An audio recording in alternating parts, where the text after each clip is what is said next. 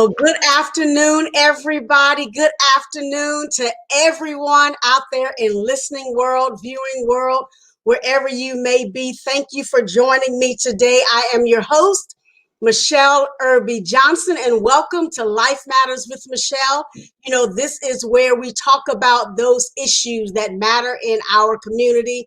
And I want to encourage you, those who are out there, if you have a comment, please drop your comment in the chat, and that way I can field them to our amazing guest on today, Dr. Otis Williams. Say hello to everybody. Hello, hello. Good afternoon, everyone. Yes. We are so excited to have with us today Dr. Otis Williams.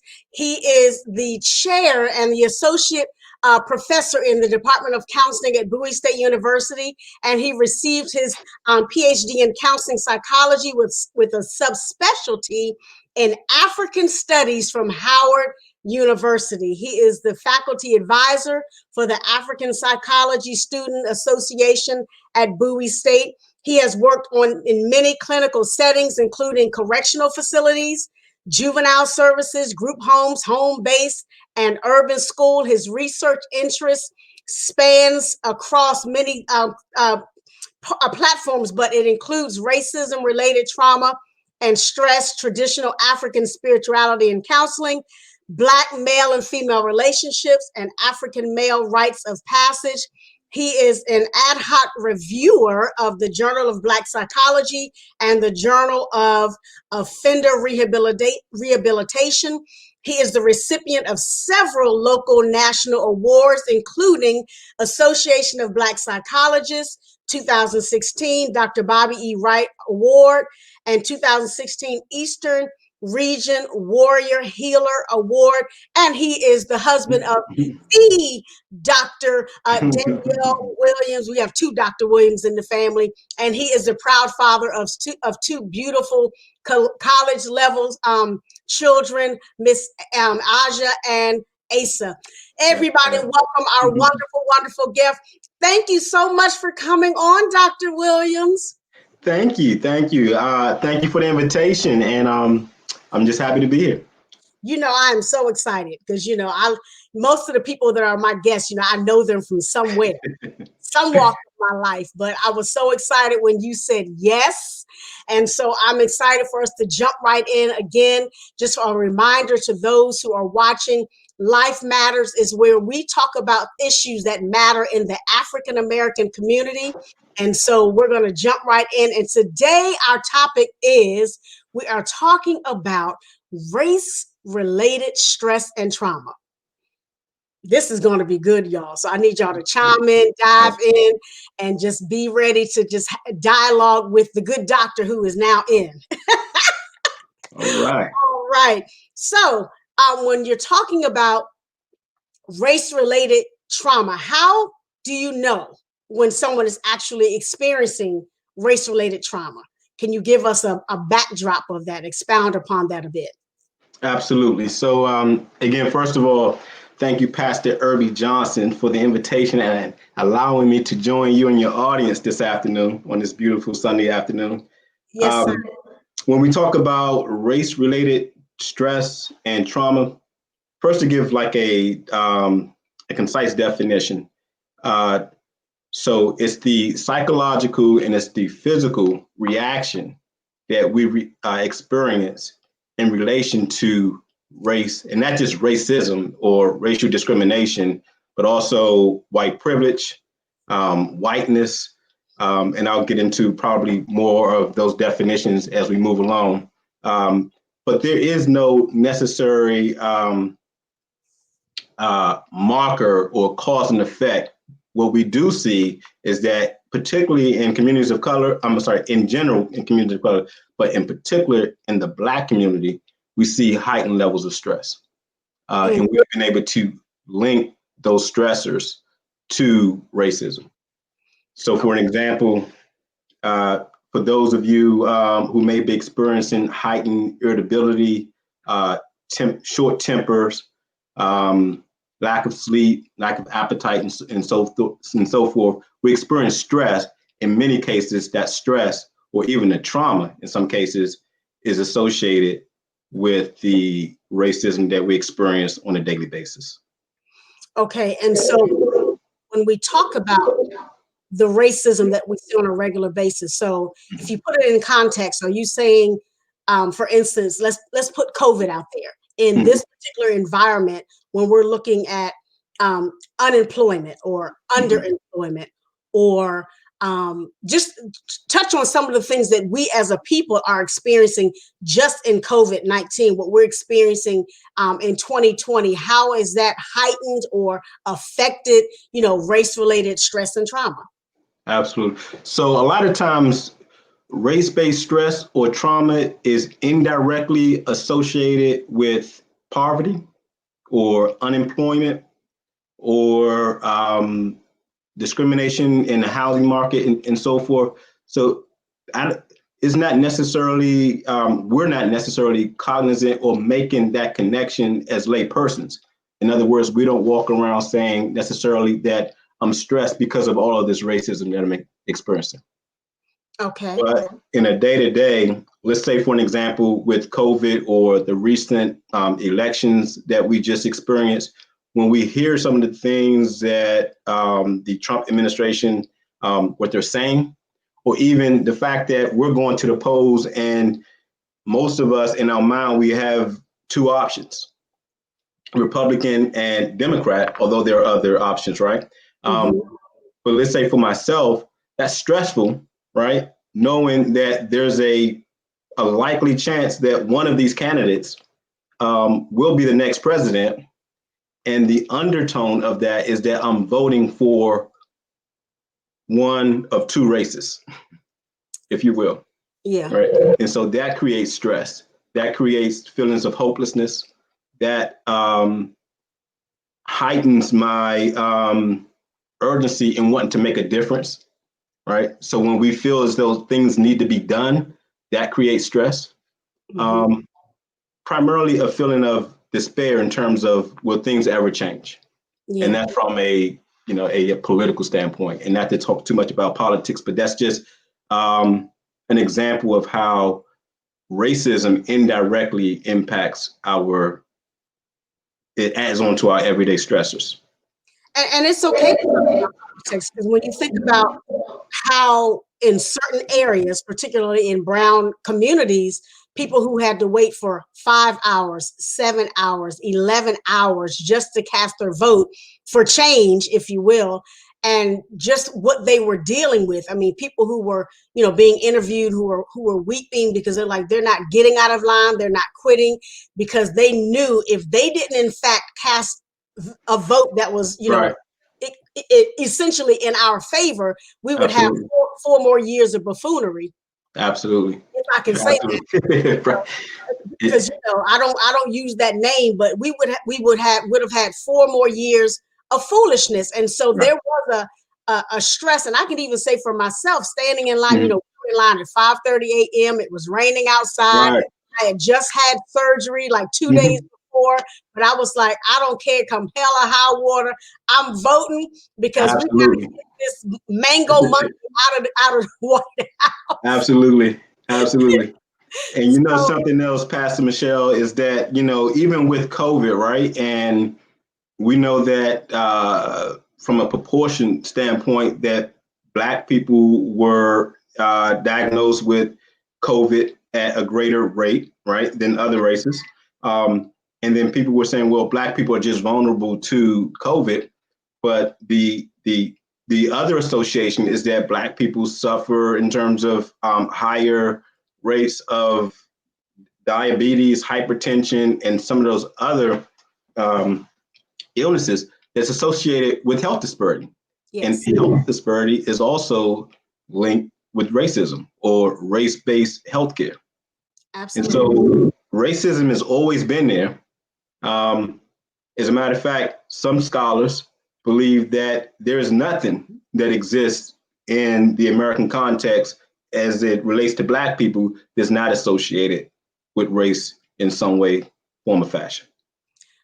But that's the ignorant person says that. I mean, this is my show. I can say what I want. That is the ignorant person who says that, because when you mentioned the part about, African Americans, we have a higher rate of getting COVID. I have several friends who have COVID. I have one friend who's now in ICU, can't reach them. Nobody's Mhm. answering the phone. I don't know what their status is. And, as a friend and a mentor and a coach and all of that stuff, I'm Right. concerned.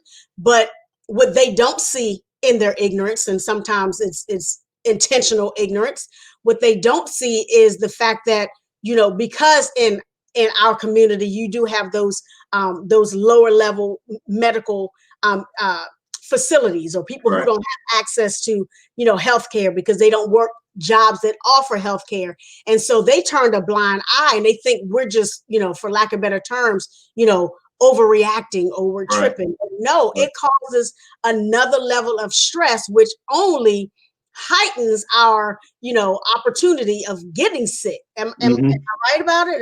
That's right. You're absolutely right. I mean, we can go on and on. I mean, we can talk about in terms of employment, like so how Black people experience discrimination in employment. So now, in many cases, we're in positions that require us to be on the front line.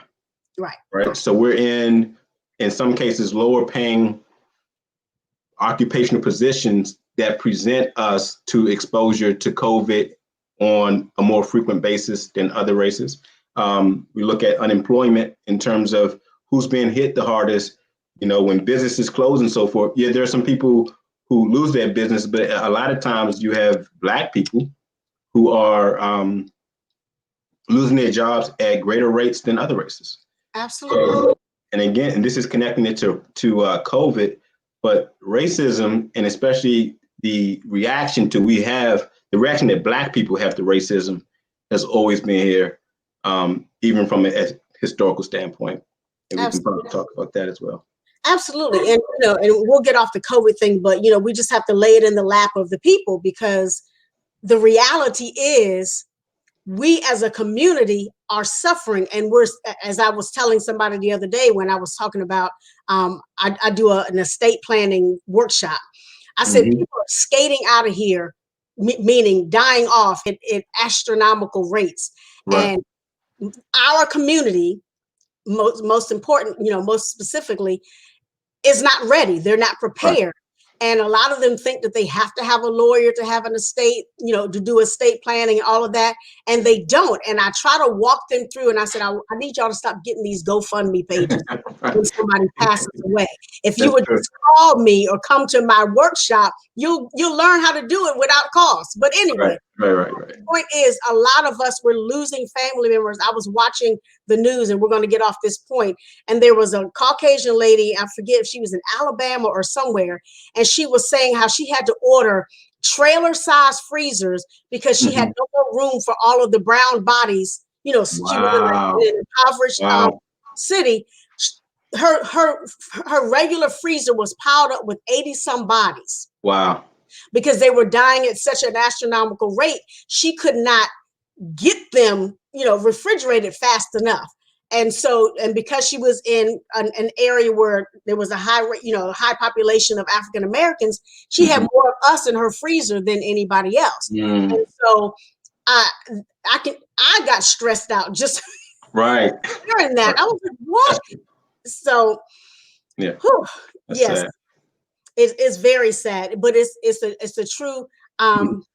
it's a reality in our community. And I think we've got to do a better job of listening and leaning into the things that are going on, and don't just be so me and mine. And, I got to get what's going to work for me, because some of us are like that. Right. But from a stress related perspective, how can we do a better job of, of aiding our brothers and sisters when they're going through these stressful times? And I know a lot of them, because of stigma, will not come to a mental health professional. What other avenues, if you will, can be utilized rather than them saying, I'm going to sit on somebody and lay on somebody's couch or sit in somebody's office? What can you Right. offer in that regard? Absolutely. So I would say, and this might be an oxymoron, we need to, in ways, normalize mental illness Mm, or normalize these things. In other words, our response to abnormal phenomena should be mental illness, right? So it's just a cause and effect, and we all experience it. And just because someone experienced mental illness or symptomologies in certain areas does not mean that that person should be pathologized or that person is not normal and so forth. So these are typical normal occurrences that we all go through at some period of time. And we don't always need to seek a healthcare professional. Sometimes we just need to practice self-care. Sometimes our bodies already possess innately or the propensity to exercise self-healing power, right? So we already have within us that everything that we need in terms of healing. I like to use an example in one of a great psychologist named Akbar used the example in terms of if you cut your finger, right? And if you just wash your finger or your anywhere in your body, you cut it. In a week, what do you think is going to happen to the finger?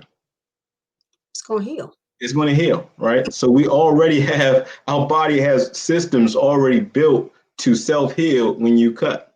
And so we can use that same physical example in terms of our mental healing capacities. If we just protect that finger or keep out the bacteria, the germs, so same thing in mind, keep those, the information that we don't need and those things that we don't need, keep that out of our mind set, and we'll see that our mind will just on its own begin to lead you in positive directions. So self-care, and what I mean by lead you in positive directions, I'm talking about self-healing or self-care. So self-care can be anything from just relaxation, making sure that you're getting adequate and appropriate sleep, going out and spending time with your family, participating in some of your hobbies, reading, anything that brings life and enjoyment to the self, I define as self-care. And that's without going to a professional. Absolutely. And I think, and I'm glad you said that, because I think a lot of us have been taught that we have to go and see a doctor because something is not, because like you said, our trauma or our mental insufficiency at that moment may not necessarily be a long-term effect. When somebody passes, you may be in depression or grief or whatever, but that does not mean you need a psychologist. You just need to go through the grieving process and allow it to work itself out, self-healing, self-care, dealing with all those things. So I'm glad that you brought light to that, because a lot of people in our community, they're afraid when you say, you need self-care or, the mental health. They think all of a sudden, I'm not crazy. It doesn't mean that you're crazy. You just need a little care. And that mental shift is sometimes it's all that's needed to make sure that we get back on the right track. We have a question from our audience that says, what are some new strategies or initiatives to get a handle on stress and race-related issues in hurting and killing of our community, the Blacks in our community? I would definitely say that part of self-care is also advocating for others, because I believe in a collective identity. What happens to one happens to us all, right? And so becoming an active advocate in creating change is also rehabilitative to the self, or is therapeutic to the self. So I would say, I tell my students all the time, everyone should be members of some organization. Join the organization, because we can't go out there as individuals trying to make change, because that's burnout. And so we need to collaborate with like-minded people, like-minded groups, like-minded organizations, and take responsibility for our own change. Because the stress and the trauma is chronic, like it's out there. And so you can't just isolate yourself and say, well, I'm fine, because white privilege, white racism is out there. And so I would say to the caller, join the organization, become an advocate, and take responsibility for your change in others. Help other people. Absolutely. And I can honestly agree with that because speaking about my traumatic, life or marriage 23 years ago, having been an abused wife, beat every day, rape, all of that different stuff, when I started helping other women who were Right. victims, Absolutely. that started the healing process for me.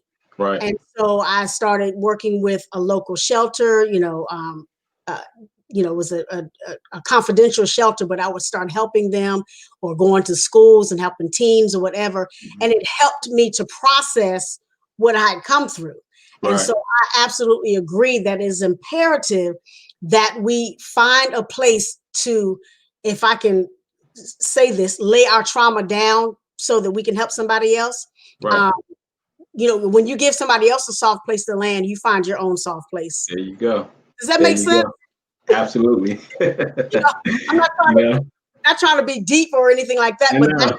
that's how I felt it in my spirit. I was like, if we lay our trauma down, we can provide a soft space for somebody. Mhm. They in turn can do the same thing. And then we can relate more when we actually hear ourselves say, I'm hurting, but how Right. can I help you? Absolutely. It's liberating. It's It's liberating, right? absolutely. And we're talking about power dynamics too, right? So when people exercise power over you and you're able to take that power back and then empower others, it's like breaking, it's liberating. And at the same time, you are taking the power away from those abusers. Absolutely. So when we shift a little bit and we're talking about racism, um, let's talk a little bit about the police brutality and those things that have happened. And they've not gone away. They've just been, shall we say, pushed to the side because we were dealing with, November election time, and it Mhm. hasn't gone away. It's still out there. Speak to what that looks like, particularly for our community, getting pulled over by a cop, random, no real issue, not speeding or anything, the stress that comes over you when you see those lights behind you, Right. how that translates in our Mhm. minds, speak to that. That's a good question. So, if I could briefly just put this within a historical context, right? So, we know that um, African people were enslaved in this country, and we can talk about, the stress and the trauma that created over the centuries, right? And so, when policing became an institution in the United States, the goal of policing was to oversee those communities of color. Let's talk specifically about Black people. So the goal was to police and oversee Black communities, Okay. and that goal has never changed, right? So over the years and even today, the police force is merely an extension of white supremacy or white power, and so Black people, African people have been traumatized throughout these years. So even if I've never experienced directly the abuse of a police officer, I know because of history and what I've heard and what I know has happened to people that look like me, what the possibilities are. Mm-hmm. And so already when that siren goes off or the police pull up, those lights go off, we automatically know that they're not here to protect us. Right. And that sets off the alarm within our body, right? So when those lights go off, there's almost like an instant trigger for our bodies to then now go into panic mode, like we're alerted at this point. And so it kills me, right? Because nowadays we see the videos and people ask, well, why didn't he just do what the police asked him to do? Why didn't she just show the driver's license? So people don't know that when you've been traumatized, your response is to protect yourself. And so you don't want to give in to the entity or the person who you feel is going to harm you. So I'm not going to give in to my own demise. So people feel at that moment, I need to survive. And then surviving is not what someone sitting on their couch watching the TV or YouTube or social media may see your survival. Absolutely. So I know, I'm just going to say, so that's what's going through the mind of a person who's being pulled over by an officer with a gun saying, giving you all these orders. So. Absolutely. And that person sitting on the couch, whether they be brown, black, green, Mhm. or indifferent, Right. that particular person is not sitting in a place of self-preservation. Right. They're not looking at it from the standpoint that if I sneeze wrong, this person might think I'm doing this or doing that. Mhm. And it brings to mind, I was watching because I'm always watching the news because that's how I get my prayer list. Right. But I was watching the news and they showed the young lady. It was a Caucasian young lady who the police came into her home. She used to be one of the counters or something for the voting process. Mhm. And I watched how they handled that situation with her. And I got upset because I'm like, why didn't they do that with Breonna Taylor? Right. They went in, they announced, they brought everybody out, stood them out front. Then they went in and went through the house, casually, guns not necessarily drawn. They were like kind of at their side and this, and I said, okay, but they went into Breonna Taylor's house, sleep. Absolutely. Guns are blazing. Right. No threat whatsoever. Right. And I just sat there and I told my husband, I was like, did they really? Is that Right. how they handled that? I said, I'm confused. It's I the was double really standard. I was more ticked off than confused. Right. See, so, and Pastor Michele, that's what we're talking about in terms of the race-related stress, right? So you're experiencing this. So when you say you ticked off, right, that's the stress that we're talking about. And we see it in the news, in the media, and this double standard, right? So have you ever seen an image of the police force using their dogs and water hose to attack the KKK? Never. Right. But we see, countless images of the police force and, and their dogs being used to attack Black people. And just last week, or maybe the week before, you had the white supremacist organization Proud Boys who destroyed church property and so forth. But you don't hear anything about was there any arrests for that and so forth? But let's say Black people are protesting in the streets and it's all over Fox 5, Channel 4 about these people looting and doing all these type of things. So there's certainly a double standard in how white supremacists are treated in comparison to Black people in this country. And you would, and some would beg to differ that they have race-related stress and trauma because they think we're a threat. Right. I'm walking my dog. I don't like dogs. Right. I'm just putting it out there. If I'm walking my animal or if I'm walking somewhere, minding my business, how am I posing a threat? No guns are blazing, because I can shoot now. Right. That's right. Don't get it twisted. Don't let Pastor Michele fool you, because this one right here can shoot. Don't get it twisted. Don't get it twisted at all. Let me tell you, center mass frontal lobe. Okay. Right. So, and so when we're talking, I'm like, well, maybe they're having race-related stress and trauma because they feel that our existence is a threat to them. And I'm like, well, what did we do? We didn't do anything to threaten you, but exist. That's our existence is a threat. You weren't even the first ones here. So how are we a threat? Right. So, folks with low self-esteem and low self-worth and all those things, when they view, when they have that low self-worth, and then Frances Cress Welsing, she recently passed away, but she's one of our brilliant psychiatrists, and she talked about the psychology of white folks and their fear of genetic annihilation or their fear of genetic survival. And that's a whole nother discussion. But to summarize, she just talked about how white people live in constant fear of their own survival. And that's why they see Black people, in particular Black people, but people of color, as a threat to their survival. And so they do all these crazy things, right? Yeah, it's like my existence is in danger.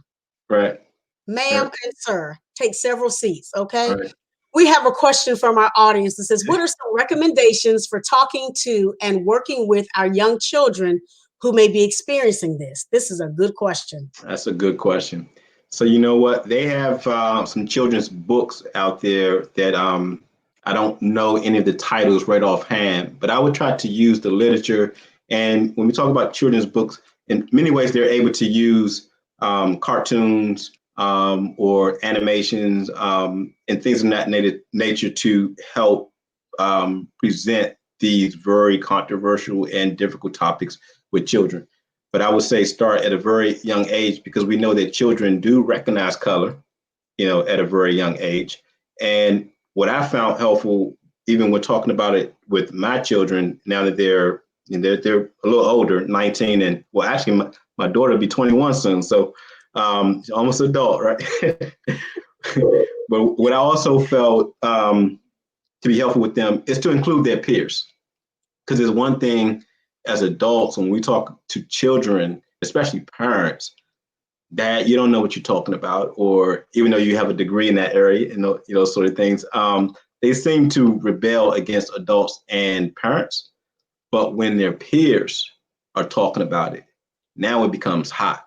Now it becomes something that because their peers are on that level, and it becomes a discussion versus something that mom and dad is forcing me to do.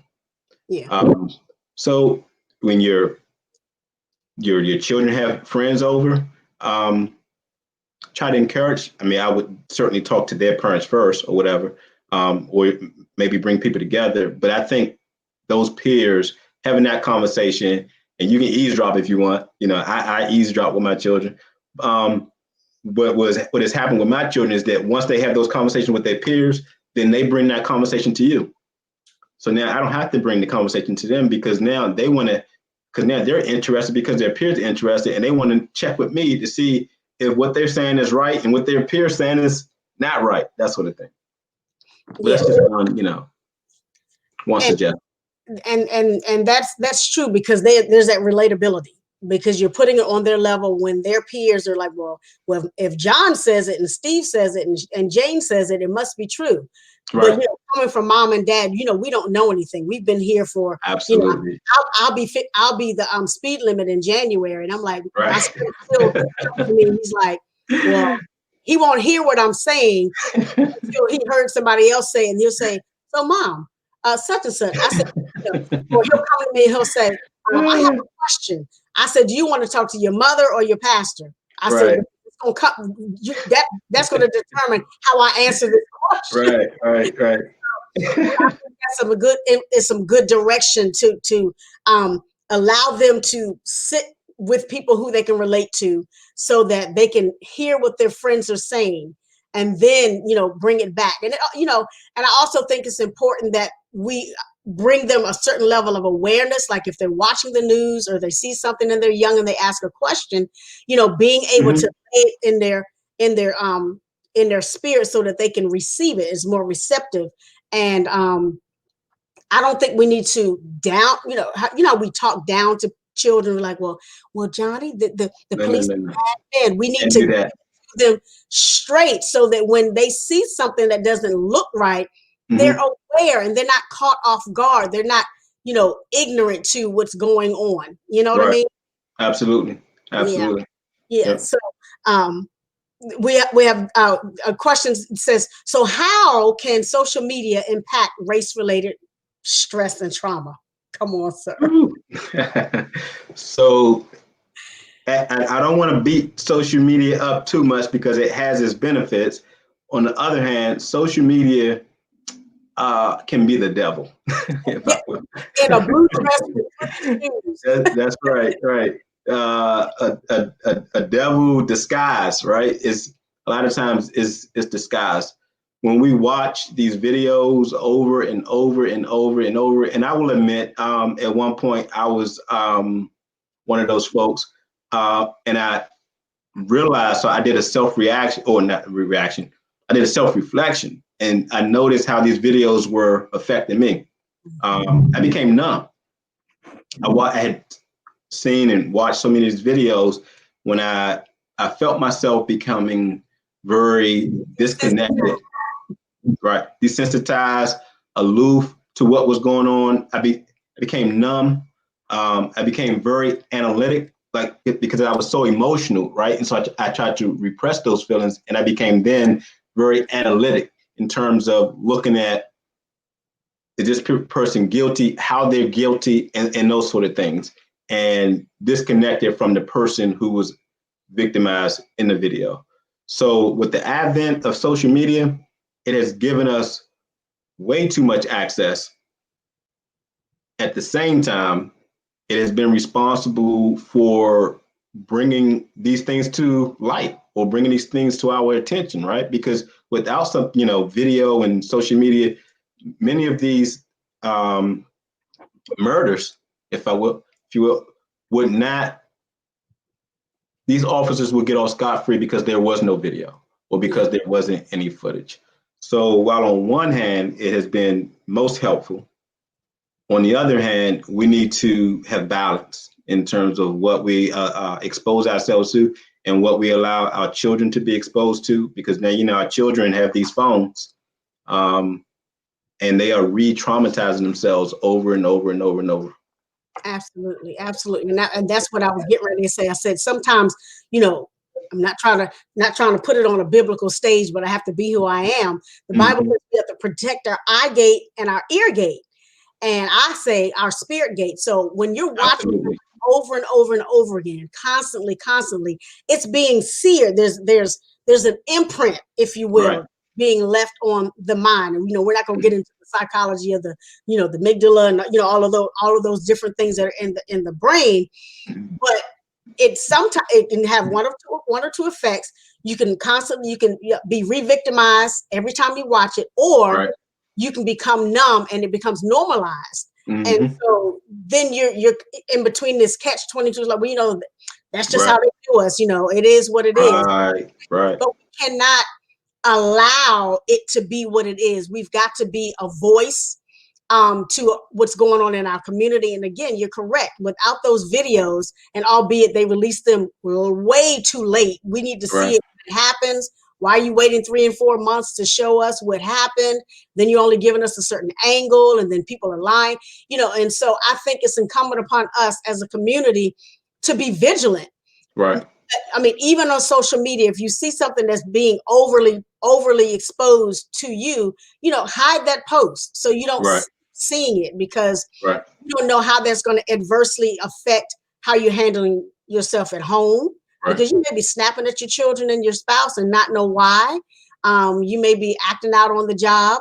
And then there's a level, I saw that. You know what? And then there's a level of humanity, right? So realizing that these victims are someone's son, daughter, mother, father, cousin, uncle. And so how would you feel? How would you all feel if your loved one's death became just entertainment in some ways, viewing for the whole world every second on a second? It's just way too much, and it's insensitive, and so that's just from a humanistic perspective. Absolutely. One of our guests says, I had to take breaks from social media and the news to keep me from completely shutting down. Right. That's reality. Because sometimes you'll be like, okay, I can't take it. I can't take another day of this. And that this meaning what's happening to us. And, the other races, they're like, well, y'all are just oversensitive. You don't walk in our shoes. You haven't stood brown skin. Right. And the irony with social media is that it has brought us closer with those who we are probably distant from, but it has distanced us from those who we are closer to. Explain that. Explain that. Oh, I'm sorry. So for those high school friends who we haven't seen in 20 years, and those people who we rarely see, our quote unquote associates, it has brought us closer to those people. In other words, I know more about what's going on with people who I graduated with 30 years ago than I would have if there wasn't any social media. But people who are in my immediate circle, because I see them on social media and because I know what's going on because of social media, it has probably created more distance between us if there weren't social media. Because I wouldn't be able to check them off the box. I wouldn't be able to say, oh, I know what's going on with my sister, so I don't need to call her today. Right. Yeah. So for those people who we rarely see, it has brought us closer to, and for those people who are in our immediate circle, it has probably created more distance between us. Understood. So what are some ways to cope with race-related trauma? I mean, and everybody is different. You can take it from a psychological standpoint, a counseling standpoint, an African-American spiritual advisor standpoint. Give us some pointers on how we can cope, because like you said, I go through it and I tell my husband, I said, I'm so anxious today. And I never really put a finger on it until we talk it through. But how do we cope in this environment? And that environment doesn't necessarily mean just COVID. I'm just saying in this racially charged environment for the last 400 some years. Absolutely. I think first we need to identify those stressors and to know that racism is not only racial discrimination. Like whiteness is all around us, and it creates stress whether we know it or not. And what I mean by whiteness, I'm talking about, let's say, names on buildings, like if you was attending, George Washington University or whatever, like people don't know that something as simple as that can create stress. As much as I love money, to right, I try to use my card as much as possible, but even to look at paper money, right, and see a slaveholder, every day. So to see slaveholders celebrated, watching the news as we talked about, going through the last 4 years or whatever. So understanding what racism, what white supremacy is, what white privilege is, understanding what those things are, and then limiting our exposure to that, and also trying to do something to change those things. Mm-hmm. So I was saying, as we mentioned earlier, becoming an advocate, practicing self-care. And I would also say, in terms of racism and coping with the stress, is that, how can I say, we must be constant irritants. What I mean by that is that every opportunity I get, I try to disrupt the system of white supremacy. So even if that, and sometimes I can be very petty, but to just use that voice to just irritate the systems of white supremacy at every chance you get. Because we won't see change necessarily in the next, let's say, 100 years or even 200 years in our lifetime. But as we keep chipping away at the block, eventually, hopefully, prayerfully, it will be dismantled. Yeah, I often will say, sometimes I like to be the sandpaper in the room. Mm-hmm. Mm-hmm. Go against the grain a little bit, mm-hmm. just to hear where people's heads are. And, mm-hmm. and that doesn't mean I'm being controversial necessarily, mm-hmm. but when I try to get people to think outside the box, I mm-hmm. oftentimes will be the devil's advocate, the sandpaper, mm-hmm. or whatever the case may be, because I need you to think about this differently. I need you to mm-hmm. see it from a different perspective. I need you to see it from my perspective. And I think one thing we're starting to see, albeit minimally, mm-hmm. we're starting to see some people of other races who are supporting movements that we're a part of or what have you, mm-hmm. but then some of them I even have to check my own stress and trauma. I'm like, oh, you only doing that because I'll talk to the TV. I said, oh, so why are you really doing this? Is this for notoriety because you want people to give into your cause and you only give us $10 out of the 10 million, and so I have to really check my biases, and I'm like, I don't think you really support us. But that's just where we are.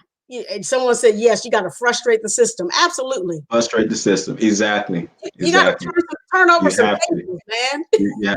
And I mean, even shows like this, right, are vehicles for change, right? So we need platforms such as this to have a voice, right? Because we don't have many who provide a platform, such as people like myself and others, and especially like in mainstream media and so forth. But this is certainly therapeutic for me, and hopefully it's therapeutic for those who are listening. Every opportunity I get to speak is part of my self-care. It's part of the healing process, because it's continuous. And it has to be ongoing. It has to be ongoing. It can't be something weird, and something that I think about constantly. It can't be something that is important to us, because we see this too, right? And I don't want to attack my brothers and sisters, but sometimes we react to these things. After a major killing or murder or something like that, people rush to the streets. And then after a week or two, the hype died down, and then we go back to our lives of just doing things and not protesting, not being advocates, and so this must become part of our lifestyle. Change and activism must be something that we engage in on a daily basis. It's almost like, if I can say this, Dr. Humphrey and them, they're always getting me with these catchphrases. It almost like fight has become part of our fiber. There has to be this ongoing responsibility, if you will, to fight for us. And I always tell people, there's a difference between a reaction and a response. Right. Reaction is something that's immediate, something that's emotional, something that's charged, whereas a response is something you think through. So if we're going to be advocates for change, if we're going to be part of that constant push to take us to another level of understanding, acceptance, whatever the case may be, right, we have got to learn how to respond and right, utilize the responses of who we are and what's in us innately to push the what's the word? Not referendum, push the agenda forward. And so I just think a lot of us will go out there and fight, we'll loot, we'll do all that stuff, and then we'll sit back and wait for the next one. What are you doing? What are you doing between the killings? What are you doing between the uproar? What are you doing between, this event and that event? There's no sense in you going out and fighting and screaming in the streets if 3 months between you're sitting around twiddling your thumb, waiting on the next person to be killed. You're not an advocate. You're part of the cause. You're part of it. There you go. That's why we need to join organizations, because if we had organizations, then you would be part of a continuous agenda and not just not just reacting to the latest incident. To say you were out there. Yeah, I marched. Yeah, but what did you do after the march? Right. There has to be something else you've done after the march. We have a final question that says, where do you see the future of the African-American community? And do you think this will ever change? Victory. I see no other option but victory. We got to look for the victory, sir. Right. We stand on the shoulders of some amazing ancestors. And so we owe that to them. We owe to our ancestors to make the world a better place than in which we inherited. Absolutely. And so that's the goal. And we're not saviors. We're not out here trying to save the world. But if I can provide my offspring better opportunities, liberation, and so forth, and my community, then victory. Absolutely. And I think if we as a community got away from mine, my, and what I need for me, right, my car, my house, my job, my career, I think if we start thinking more in concert, if we start thinking more as a unit instead of all of these silos trying to get theirs, trying to make it. And it's okay to go for success. It's okay to, reach your goals and achieve those things. That's what we're here for, to, express our purpose in the earth. But at the same time, we have got to find a way to work in concert. That's Otherwise, right. Again, the Bible says a house divided against itself will not stand. You Absolutely. cannot continue to fight each other through the Right. month, unify after somebody's been killed, and then go back to your corners. There's no victory in that. None. There's got to be some victory in that. unification that's outside of our mindsets and filtered into what our hands are doing. What are our hands and feet doing? That's right. You know what I mean? That's right. I feel myself getting excited. I love it, though. I love it. I love it. I know y'all are not used to this kind of me, but this is who I am. But it's just, I just think we just need to do a mindset reset. Our community does, because again, we get in our lanes, we have our blinders on until there's some type of unrest, and then we want to be part of, let's get them, let's defund the police, let's do this, let's do that. Okay, that's wonderful. What are you going to do after that? And it's almost like a setup, because what happens is 5 days out of the 365, people feel like activists, right? And so I need people to be activists 360 out of the 365. We need to flip that. So, it's almost like a setup. And even, with the recent, I heard somebody say with the recent protest, because you saw more white people out there engaging in a protest and so forth, for whatever reasons. Again, I would like to see, what are they even doing on a daily basis? Like, do they speak out against, racism to their friends, to their family members and so forth? Because I guarantee you, if they did, you would see more broken white households, and you would see more discord in those white households. And not saying we don't have any white brothers and sisters who are doing that, because some have estranged from their families for those reasons. But we need to see more of that. We need to see more people willing to revoke their privilege card. Just give it back. And pick up a black card. There you go.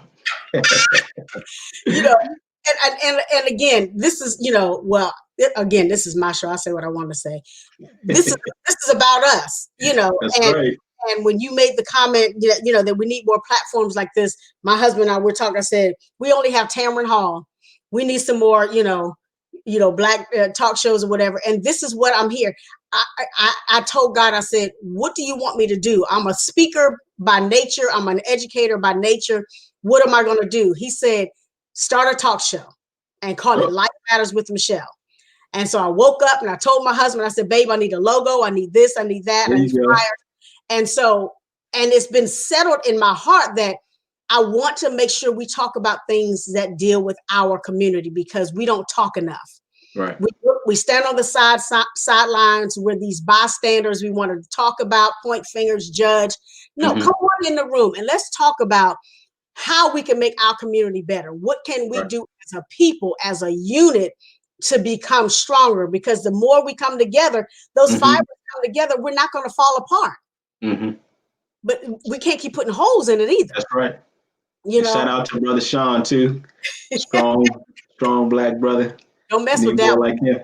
Don't mess with that one. I'm telling you. I hope he's watching. And also, you mentioned Dr. Humphrey too. She's another warrior sister who is an activist in her own right. So we need more people like that. So. And Dr. Bolden, and we have so many of them. And again, that's not to say that the 10 of us can't do anything, but out of a world or a country, of billions upon billions of people, there's got to be a time that we shift our minds from me to we. And is outside of that, we're going to keep seeing the same cycle of foolishness and trauma. And, as long as we're traumatized and stressed, our health is going to be affected. And as our health is affected, we can't be there for our families. We can't be the fathers. We can't be the husbands. We can't be the wives if we're dying off because we can't deal with our stress and our trauma. You're right. I didn't mean to steal your show, sir. No, you're right. Hey, look, as my father used to, say in the church, He used to be like, "You right, you right." That's right. I get I love excited. it. I get happy. And so just as we close, give us a final piece of advice to our listening audience, and just as it relates to race related stress and trauma, just give us some closing remarks, and yeah, take us I'll, home. I'll I'll try to wrap it up real quick, just to share just a brief personal story that people may not know about me or whatever. My grandmother was very special to me. She partly raised me. She was in my life every day. And when she passed away at the age of 61 of diabetes, and she was on the dialysis and everything, I was 18 at the time. And it really literally tore me apart.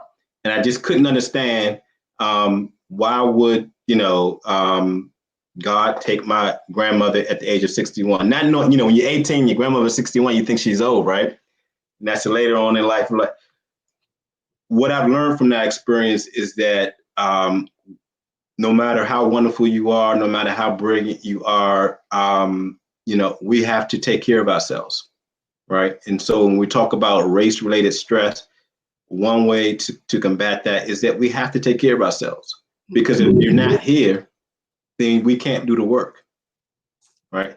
So for your listeners this afternoon, take care of yourself. And the longer you're here, that's another form or way that we can overcome this, right? Because the enemy doesn't want you here. And so each time you wake up in the morning, excuse my language, you piss the enemy off. And so taking care of yourself, that's the greatest way that we can combat racism, white privilege, and all those things, is to take care of ourselves first, and then we take care of each other. Absolutely. And that's what they say on the flights. Put your oxygen mask on first, There then you take go. care of your children or There you whomever go. is sitting next to you. And That's you're right. absolutely correct. If we're killing ourselves off, we can't get mad at God if we're You're going right. around eating pig's feet and chitterlings and eating unhealthy, not exercising, understanding your family dynamic.